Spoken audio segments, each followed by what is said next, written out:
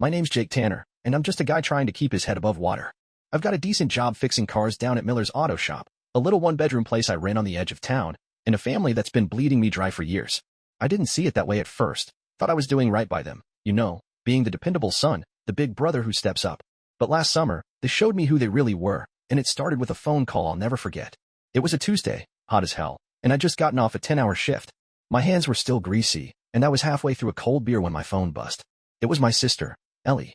She's 23, 5 years younger than me, and always got a way of sounding desperate when she wants something. Jake, hey, it's me, she said, voice all high and shaky. We're in a bind. Can you send $500? Like, right now?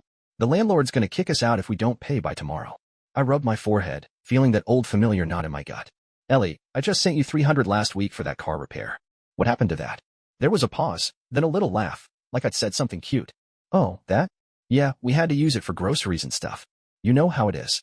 Come on, Jake, you're the only one we can count on. I should have said no right then. Should have hung up and finished my beer. But I didn't. I sighed, pulled up my bank app, and sent the money. $500, gone, just like that. She thanked me, all sweet and chirpy, promised they'd pay me back soon. I didn't believe her, but I let it slide. That's what I always did, let it slide. 2 days later, I'm scrolling through my phone, killing time, when I see it. My buddy Tim from high school posted a picture on Facebook, tagged my parents and Ellie in it. There they were, Mom, Dad, and Ellie standing on the deck of some fancy-ass yacht, grinning like they'd won the lottery. They're holding these fruity drinks with little umbrellas, wearing matching sunglasses and bright Hawaiian shirts. The caption read, "Living the dream. Family vaki on the high seas." I stared at it, my thumb frozen over the screen, thinking there's no way. No damn way. I called Ellie first. She picked up after 4 rings, sounding annoyed. "What's up, Jake?" she said, like I was interrupting something. "Hey," I said, keeping my voice steady, "saw your yacht picture. Looks nice. When do you guys plan that?" She laughed, quick and sharp. "Oh, that? Yeah, we've been saving up for a while. Needed a break, Life's been rough." Rough. That word hit me like a wrench to the chest. "Right," I said. "So, that $500 I sent, was that for the yacht? Or the drinks?" She got quiet, then snapped, "Jesus, Jake, why you gotta make it about money? We deserve this. You wouldn't get it. You're always working, never living." I didn't say anything for a second, just let her words sink in. Then I said, "Good to know," and hung up. Next morning, my phone's buzzing again. It's Mom this time, leaving a voicemail. Her voice is all sugar, like she's asking me to pick up milk. "Hey, Jakey, it's Mom. We're out here on the water, but we need a little more cash for the extras, the fishing trips, the spa stuff. Can you send 1,000 today? Wi-Fi's bad out here, so don't call, just send it, okay? Love you." I played it twice, sitting there at my kitchen table with my coffee going cold, and something in me just clicked off. See, I've been bailing them out forever. 2 months back, I gave Dad $800 to fix the furnace. A week before that, I sent Ellie $254 doctor bills she never explained. Last winter, Mom called me in tears, saying they'd lose the house if I didn't cover the mortgage payment, $1,200 I didn't have, but I scraped it together anyway. And now they're sipping cocktails on a yacht, telling me they deserve it, while I'm eating canned soup to make rent. I didn't send the 1,000. Instead, I dug through my emails, found the confirmation from when I paid the deposit for their emergency trip a while back. They'd used my card, said it was temporary. Turns out, that gave me access. By noon, I'd called the charter company, explained the situation, and had their account locked. By 3, they were off that boat, kicked to the dock with their suitcases and their stupid Hawaiian shirts. My phone blew up, 20 missed calls, 50 texts, one from a harbor cop saying they needed to talk to me about a dispute. I sat there, staring at the chaos on my screen, and for the first time in a long damn while, I didn't feel guilty. I felt pissed. They'd been using me like an ATM, and I'd let them. But that picture, that smug, sunny picture, changed everything. They didn't just leave me out. They made it clear I wasn't even part of the family. And now they were going to find out what happens when the bank says no. So there I was, Jake Tanner, sitting in my beat-up recliner with a warm beer in my hand, watching my phone light up like a damn Christmas tree. After I got my folks and Ellie kicked off that yacht, it was like I'd poked a hornet's nest with a stick. 20 missed calls turned into 30, texts piling up so fast I stopped counting. Most of them were from Mom, stuff like, "How could you do this to us, Jake?" And, "We're stranded, you need to fix this now." Dad sent a few too, short and pissed, real mature. "Son, call me." Ellie's were the worst, half whining, half cussing me out, calling me selfish, a jerk, everything but the kitchen sink. I didn't answer. Didn't even open most of them. I just sat there, letting the mess unfold, feeling this weird mix of anger and relief washing over me. Then came the voicemail from the harbor cop. His name was Officer Daniels, voice all gruff and official. "Mr. Tanner, this is Officer Daniels with the Coastal Harbor Patrol. We've got a situation involving your family. They're claiming fraud, saying you tampered with their trip. Need you to give me a call or come down to the station tomorrow. Numbers 555-0139. Don't ignore this. Fraud. That word stuck in my craw like a rusty nail. They're the ones who'd been milking me dry, and now they're crying fraud because I shut the tap off? I laughed, but it wasn't funny, not really. I played the message again, then set my phone face down on the coffee table. Part of me wanted to call back right then, tell this Daniels guy the whole story, how I'd paid for their deposit, how they'd lied to my face, how they'd left me out of their little paradise trip. But I didn't. I needed to think, get my head straight before I walked into whatever trap they were setting. See, this wasn't new, not entirely. They'd been pulling this crap on me since I was old enough to earn a paycheck. Back when I was 19, just starting at the auto shop, Dad called me up, said the truck broke down and he needed $400 to fix it. Just this once, Jake, he'd said. I'll get you back next month. Never saw a dime. Then Ellie, when she was in high school, kept hitting me up for cash, $50 for a prom dress, $100 for some art class she never finished. I paid for her first car, too, a junky old Civic I fixed up myself. She totaled it in 3 months, didn't even say sorry. And Mom? She was the queen of the sob story. Every winter, it was the same call. Jake, honey, the heat's out, and we're freezing. Can you help us? I'd send $500, $600, whatever I could scrape together, even when it meant I was eating peanut butter sandwiches for a week. I told myself it was family. That's what you do, take care of your own. But looking back, I was a damn fool. They weren't struggling. Dad still had his fishing boat he took out every weekend. Mom got her nails done every other Tuesday like clockwork. Ellie had a closet full of clothes she'd show off online, posing like some Instagram star. Meanwhile, I'm patching tires and skipping oil changes on my own truck to keep the lights on. That yacht picture, though, that was the line in the sand. They didn't just take my money, they rubbed it in my face, grinning like I didn't exist until they needed another handout. And now they're calling me the bad guy? Nah, I was done playing the sucker. Next morning, I'm pouring my coffee when the doorbell rings. I figure it's the mail guy or maybe Tim checking in. He texted me last night asking what the hell was up with my family's posts. But when I open the door, it's Dad, standing there with his arms crossed, face red like he's been stewing all night. Mom's behind him, clutching her purse, eyes all teary. Ellie's leaning against the porch railing, scrolling her phone, not even looking up. Morning, I say, keeping it cool, sipping my coffee like they're just neighbors stopping by. Dad doesn't waste time. You think this is a game, Jake? You got us hauled off that boat like trash. People were staring, taking pictures. You embarrassed us in front of everybody. His voice is loud, bouncing off the walls of my tiny living room. I set my mug down, lean against the doorframe. Yeah? How'd it feel, Dad? Probably a little like getting a call for money while you're sipping drinks I paid for. He blinks, thrown off, but Mom jumps in quick. We didn't mean it like that, Jake. We needed a break, and you've always been so good to us. We thought you'd understand. Understand what? I say, voice steady but sharp. That I'm good enough to fund your vacations but not good enough to come along? Ellie said you deserved it. Guess I don't. Ellie finally looks up, rolls her eyes.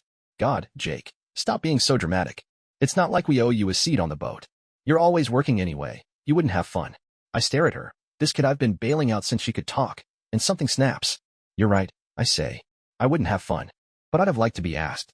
Instead, you call me selfish for not sending more cash while you're tanning on a deck I helped pay for.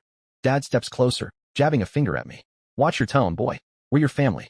You don't get to judge us. Family. I laugh, and it's bitter as hell. Family doesn't treat you like a damn ATM, and then cry when it runs out of bills. Mom starts sniffling, real loud now, but I'm not buying it. Jake, please, she says. We're in trouble now. They won't refund us, and we owe the charter people. You've got to help us fix this. I shake my head, feeling lighter than I should. No, I'm done fixing. You made your bed, sleep in it. Dad's jaw tightens, and for a second, I think he might swing. But he just turns, storms back to the car. Mom follows, still crying, and Ellie shoots me a glare like I just kicked her dog. You're a real asshole, Jake, she says, then stomps off. I shut the door, lock it, and stand there, heart pounding. My phone buzzes again, another text from Ellie. Hope you're happy now. I don't reply. Instead, I grab my coffee, sit back down, and let the silence settle. They're mad, sure, but they're gone. For now anyway. I know this ain't over. Not with that cop call hanging over me. But for the first time in years, I'm not running to clean up their mess. And damn, that feels good. After my family stormed off my porch, I figured I'd get a little peace, maybe finish my coffee before it went stone cold. Nope. Life doesn't work that way when you've just flipped the table on people who think you owe them everything. I'd barely sat back down when my phone rang again. This time, it was that harbor cop, Officer Daniels, and his number stared me down from the screen like a dare. I knew I couldn't dodge him forever, so I picked up, bracing myself for whatever was coming. This is Jake Tanner, I said, trying to sound like I had my crap together. Mr. Tanner, Daniels replied, voice calm but firm, like he'd seen this kind of mess 100 times. Glad you answered. We need you to come down to the Coastal Harbor Patrol Station today. Your parents and sister filed a report. saying you hacked their charter account and canceled their trip out of spite. It's a serious claim. Can you be here by noon? I glanced at the clock, 10:30. My stomach twisted, not because I was scared, but because I couldn't believe they'd gone this far. Hacked? I said, almost laughing. I didn't hack anything. That deposit was on my card, my name, my money. I just told the charter folks to freeze it when they asked for more cash I wasn't going to send. Daniels didn't miss a beat. That's what I need to hear in person, with proof if you've got it. They're pushing hard, and the charter company's involved now. Noon, all right? Yeah, I said. I'll be there. He hung up, and I sat there, staring at the wall, my coffee forgotten. Fraud, hacking, those weren't just tantrums, they were trying to bury me. I grabbed my laptop, pulled up every email and bank statement I had from the last few years, proof of the deposit, proof I'd been their damn lifeline. I printed it all, stuffed it in a folder, and called my buddy Pete. He's not a lawyer, but he's smart, works at the courthouse filing papers, knows how this stuff goes. Pete, I said when he picked up, I need a wingman. Family's trying to screw me with the cops. You free? He didn't hesitate. Hell yeah, Jake. Meet you at the station. What did they do now? I gave him the short version yacht, money, the whole betrayal bit. He whistled low. Man, that's cold. I got your back. That's Pete, solid as a rock when you need him. By noon, I'm walking into the harbor patrol station, Pete at my side, folder in hand. It's a small place, smells like salt and old coffee, with a couple desks and a big window facing the docks. Daniels is waiting, a stocky guy with a buzz cut and a clipboard. He shakes my hand, nods at Pete, and leads us to a back room with a table and a recorder. All right, Mr. Tanner, he says, sitting down. Let's hear your side. They're saying you used their info to mess with the account, cost them thousands. What's the truth? I take a deep breath, slide the folder across. Truth is, I've been paying their way for years. That yacht trip? I put down the deposit, $500, because they said it was an emergency getaway last month. Use my card, my name. Then they take off, don't invite me, and call asking for more money while they're out there sipping drinks. I called the charter company, told them to lock it down. That's it. No hacking, no spite, just me saying no for once. Daniels flips through my papers, bank statements, emails from mom begging for cash, the charter receipt with my name on it. He nods slow, scribbling notes. This lines up with what the company said. Accounts in your name, card's yours. They're claiming you offered to help, then pulled the rug out. I snort. Offered? They've been leaning on me since I was a kid. Look at this. I point to a statement. $800 for Dad's furnace last fall. $250 for Ellie's doctor bill that never happened. $1,200 for their mortgage. I ain't rich, man. I fix cars. They took the yacht trip with my cash and acted like I'm the help. Pete jumps in. Officer, check this out. He pulls a screenshot from his phone, Ellie's Facebook post, that damn yacht picture. They're smiling here, but Jake's busting his ass to keep them afloat. Then they turn around and file this? Sounds like they're mad he cut the cord.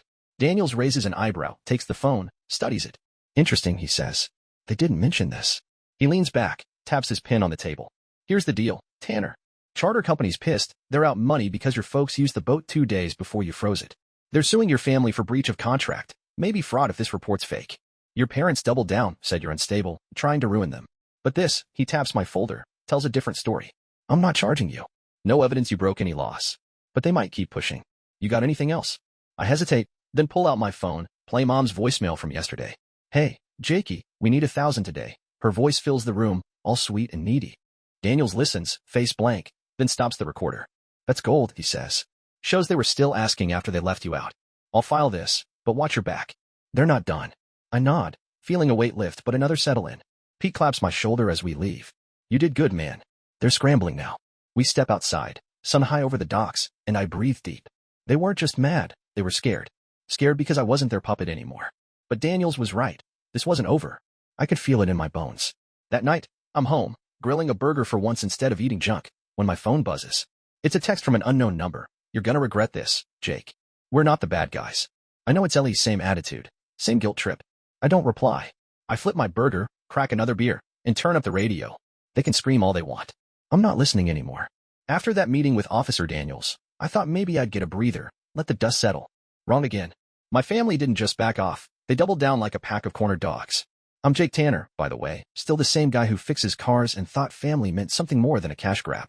By Wednesday night, after I'd grilled that burger and ignored Ellie's text, the real storm hit. I'm watching some old action flick, trying to unwind, when my phone starts going nuts again. Not calls this time, emails. First one's from my cousin Rick, who I haven't seen since he moved to Ohio 5 years back. Subject, what's wrong with you?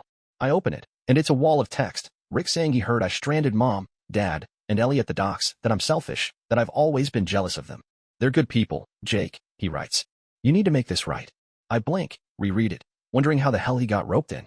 Then another email from Aunt Linda in Texas. Heard you turned on your own blood. Disgraceful. Then one from Uncle Mark, then some second cousin I don't even remember. By the 10th message, I'm pacing my living room, piecing it together. They blasted the whole family with a sob story, painting me as the villain who ruined their dream trip. No mention of the money I'd shelled out, the years I'd carried them. Just me, the big bad wolf. I'm fuming, ready to call Pete for advice, when there's a banging on my door, loud, like someone's trying to break it down. I open it, and there's Dad, eyes wild, Mom behind him with her arms crossed, and Ellie off to the side, smirking like she's won something. You proud of yourself? Dad yells, stepping in without asking. Telling lies to the cops, getting us sued? We're family, Jake, and you're treating us like dirt. I don't back down, plant myself in the doorway. Lies? I showed them receipts. Dad, every dime I've given you. You're the ones crying fraud after I paid for half your life. Mom cuts in, voice all wobbly. We never meant to hurt you, Jake. We just wanted something nice for once. You've got no idea how hard it's been. I laugh, sharp and loud. Hard? You're on a yacht I funded, sipping drinks, while I'm eating ramen to cover your bills. That's hard. Ellie steps up, tossing her hair. You're so full of it, Jake. You think you're better than us because you work? We don't owe you anything. I lock eyes with her. Then why are you here? Ellie? Why's Mom begging for cash every month? If you don't need me, leave. Dad shoves past me, sits on my couch like he owns it. We're not leaving till you fix this. Charter's suing us for $6,000, Jake. You started this, you end it. I stand there, hands clenched, feeling the room shrink. No, I say, slow and clear. I'm done bailing you out. You want to sue me? Go ahead. I've got proof, years of it. You'll lose. Mom starts crying, real loud now, but it's hollow, like a show. You're breaking my heart, Jake. How can you do this to your own mother? I don't flinch. Easy. You broke mine first. Dad stands, gets in my face. You're a disgrace. Always were too stuck up to be part of this family. I don't blink. Good. Then I'm out. Get off my property.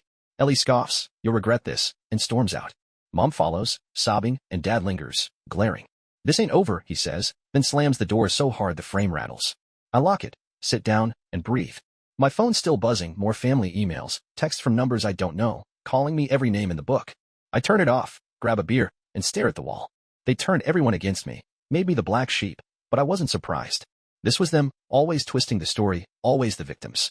I'd seen it before, just never this bad. Next morning, Pete calls. Jake, you hear about the lawsuit? My heart sinks. What now? He's quick. Charter company filed against your folks, breach of contract, fraud, the works. $6,000 plus legal fees. They're screwed. I nod, even though he can't see me. They came by last night, tried to guilt me into paying it. Pete laughs. Figures. You holding up? I shrug to myself. Yeah, just tired of their crap. He pauses, then says, look, I dug around. Your dad's been bragging at the bar about that trip for weeks. Said they'd earned it. Nobody mentioned you. That stings, but I shake it off. Thanks, Pete. I'm done with them. He's quiet. Then, good for you, man. Call if you need me. I hang up, feeling raw but steady. They'd burned every bridge, and I wasn't rebuilding. That afternoon, I'm at work, elbow deep in a busted transmission, when my boss, Hank, calls me over. Jake, some guy from HR's on the phone, says it's urgent. My gut drops. I wipe my hands, pick up the shop line, and it's Greg, this weaselly guy from the office. Jake, we got an email, anonymous, but it says you're unstable, been threatening people. You okay? I freeze. Greg, that's bull. My family's pissed at me, probably sent it. I'm fine. Check my record, I don't cause trouble. He's quiet. All right, but we gotta look into it. Sit tight. I hang up, shaking. They weren't just suing, they were trying to tank my job, my life. I call Pete, tell him everything. They're desperate, he says. But you've got proof. We'll fight this. I nod, gripping the phone. Yeah, no more running. The storm was here, and I was in the eye, but I wasn't backing down. Not this time. I'm Jake Tanner, and by the time Thursday rolled around, I was feeling like a punching bag that had finally decided to swing back. My family, Mom, Dad, and Ellie, had turned my life into a damn circus. After that blowout at my place and the crap they pulled with my job, I knew I couldn't just sit there and take it. They'd gone too far, and I was done playing defense.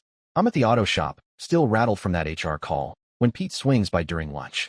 He's got a sandwich in one hand and a stack of papers in the other, grinning like he's got a secret. Jake, you're gonna love this, he says, dropping the papers on the break room table. I wipe grease off my hands and sit down. What's this? More bad news. He shakes his head. Nah, man, ammo. I called in a favor at the courthouse, got copies of the charter company's lawsuit against your folks. Check it out. I flipped through the pages, legal jargon mostly, but the meat's clear. The charter's suing for $6,000, plus $2,000 in fees, because Mom and Dad used the yacht 2 days, racked up a tab, then tried to dodge paying when I froze the account. There's even a line about attempted fraud from when they filed that fake report with Daniels. Holy hell. I say, looking up. They're toast. Pete nods. Yep. And here's the kicker. Your name's on the deposit, but not the debt. You're clean. I lean back, letting that sink in. For once, I wasn't the one holding the bag. So what now? I ask. Pete takes a bite of his sandwich, talks with his mouth full. Now you hit back. They're trying to trash your job, right? That HR thing.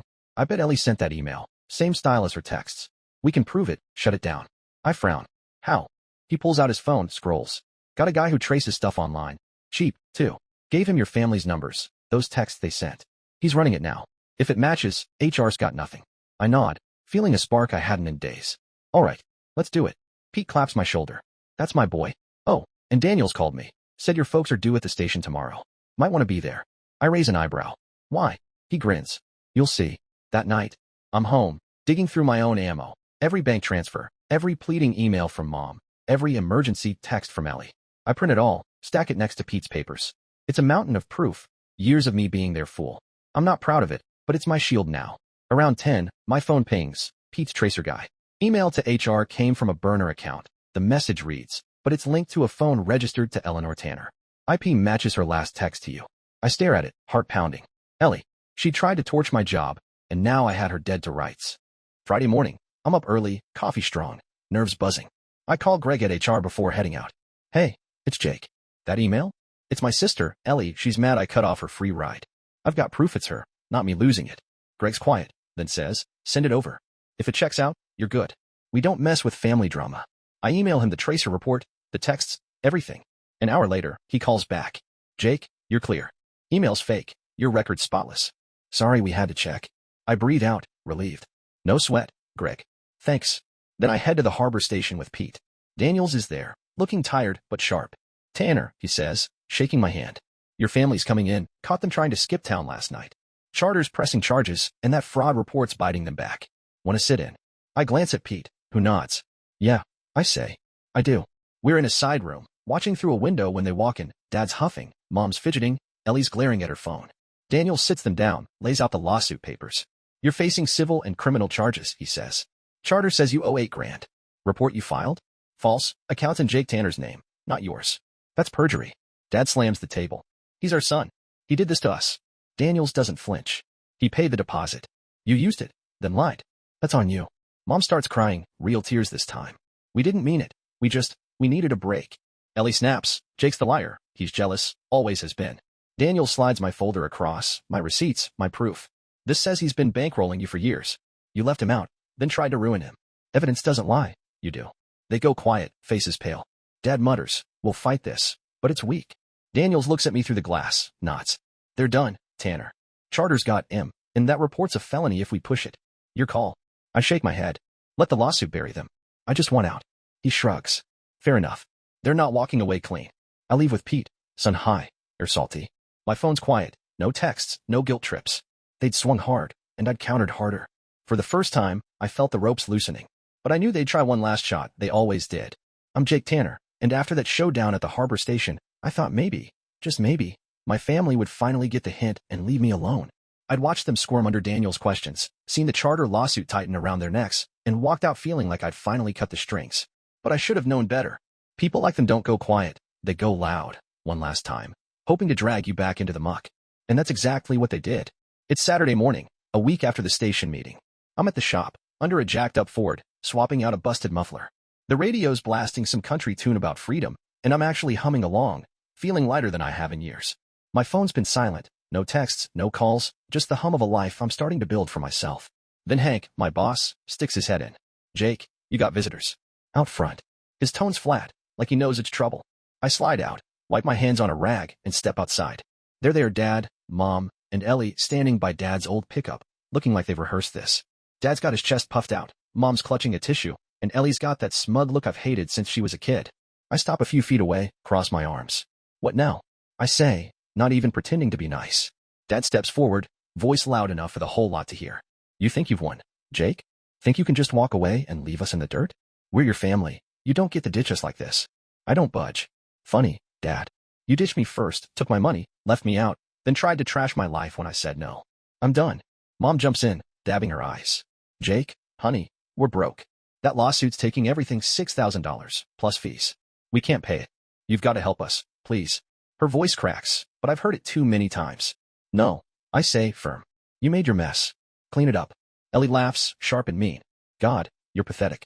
Acting all high and mighty because you've got a job? We don't need you. We just thought you'd man up for once. I look at her, this kid I've bailed out 100 times, and shake my head. If you don't need me, why are you here begging? I've got receipts, Ellie, years of manning up while you partied. Go cry somewhere else. Dad's face goes red. You little punk. I raised you, fed you, and this is how you repay me? We're losing the house because of you. That's when I snap, not loud, but cold. You raised me? I've been paying your bills since I was 19, for $100 for your truck, $1,200 for the house, $800 for the furnace. I fed you, Dad, and you thanked me by calling me jealous. Lose the house, I don't care. I'm not your bank. He steps closer, fist balled, but Hank's behind me now, big and quiet. Easy, old man, Hank says. This is my shop. Take it elsewhere. Mom grabs Dad's arm, pulls him back. Jake, please, just listen. We'll change. We'll include you. We love you. I stare at her, those words I used to fall for, and feel nothing. You don't love me. You love what I give you. That's over. Ellie spits on the ground. You're dead to us, Jake. Hope you're happy alone. I nod. Happier than I've been with you. They pile into the truck, Dad peeling out so fast the tires squeal. Hank claps my shoulder. Family's rough, kid. You good? I shrug. Yeah, just glad it's done. But it wasn't, not quite. That night, I'm home, cooking steak for once, when my phone buzzes. It's Pete. Jake, you sitting down? He says, voice tight. What now? I ask, flipping the mate. Your folks tried one last play, called my courthouse buddy, claimed you stole their identities to lock the charter account. Said they've got proof. I laugh, bitter. Proof? It's my card, Pete. Daniel saw it. He chuckles. Exactly. Buddy checked. They've got nothing. Just bluster. Charter's moving forward, and Daniel says that false report's a misdemeanor now. They're cooked. I grin, relief washing over me. So it's really over? Pete's quiet, then. Yeah, man. They're out of moves. I hang up, plate my steak, and sit at my little table. The house is quiet, no banging doors, no guilt trips. I eat slow, savoring it, and for the first time, I don't check my phone. Sunday, I'm back at work, and Greg from HR stops by, rare for him. Jake, he says, that email thing's dead. Your sister's burner traced back to her. You're golden. I nod. Thanks, Greg. Appreciate it. He smiles. You're a good guy. Don't let him drag you down. That afternoon, I'm fixing a tire when a letter slips under the shop door. No stamp, just my name scrawled on it. I open it, and it's one line. You'll pay for this. Ellie's handwriting, sloppy and pissed. I don't flinch, fold it up, tuck it in my toolbox. It's not a threat. It's a ghost, fading fast. They'd swung their last punch, and I was still standing. By Monday, Pete texts me an update, lawsuits filed, their bank accounts are frozen, and Dad's truck got repoed. They're scrambling, but I'm not part of it. I clock out, grab a beer with Hank, and laugh. Real, deep, free. The ropes were gone, and I wasn't looking back. I'm Jake Tanner, and it's been 3 months since my family tried their last desperate swing at me. That day in the shop parking lot, with Dad yelling and Ellie spitting venom, felt like the end of a war I didn't start. I'd spent years thinking I owed them, my time, my money, my damn soul, just because we shared blood. But standing there, watching them peel out in that beat-up truck, I realized something. Family's only as good as the people in it. And mine? They cashed out long ago. The fallout came fast after that. Pete kept me in the loop. The charter company won their lawsuit, hit Mom, Dad, and Ellie with an $8,000 judgment they couldn't pay. Bank accounts frozen, Dad's truck gone. Even that fishing boat he loved got sold off to cover the debt. Daniels tacked on a misdemeanor for the fake fraud report, nothing jail-worthy, but enough to slap them with fines they couldn't dodge. Pete said Dad tried fighting it in court, yelling about how I'd betrayed them, but the judge didn't buy it. My receipts, my proof, shut that down cold. Work got quiet too. Greg from HR killed that email stun Ellie pulled. Her burner account traced right back to her, and the shop didn't blink. Hank even gave me a raise, said I'd earned it keeping my head down through the mess. You're solid, Jake, he told me one night over beers at Rusty's bar. Most guys would have cracked. I shrugged, sipped my drink. Didn't have a choice, Hank. Sink or swim. He nodded, left it at that. I moved, too, not far, just a little trailer on the edge of town, closer to the woods than the chaos. It's small, 1 bedroom, a porch that creaks when I sit on it, but it's mine. No landlord, no shared walls, just a patch of dirt I paid cash for with savings I'd stashed away. First night there, I built a fire pit out back, sat with a beer, and listened to the crickets. No phone buzzing, no voices begging, just quiet. I hadn't known how much I needed that. They didn't call after the lawsuit, didn't text, didn't show up. I heard bits from Tim, my old high school buddy who still hung around the old neighborhood. Dad's working odd jobs now, cash under the table since his credit's shot. Mom's selling stuff online, clothes, jewelry, whatever she can scrape up. Ellie? Tim said she's couch surfing, lost her apartment after the fines hit, still posting selfies like nothing's wrong. I don't check anymore, block them all, every number, Every account. They're ghosts now, and I'm not haunting myself with them.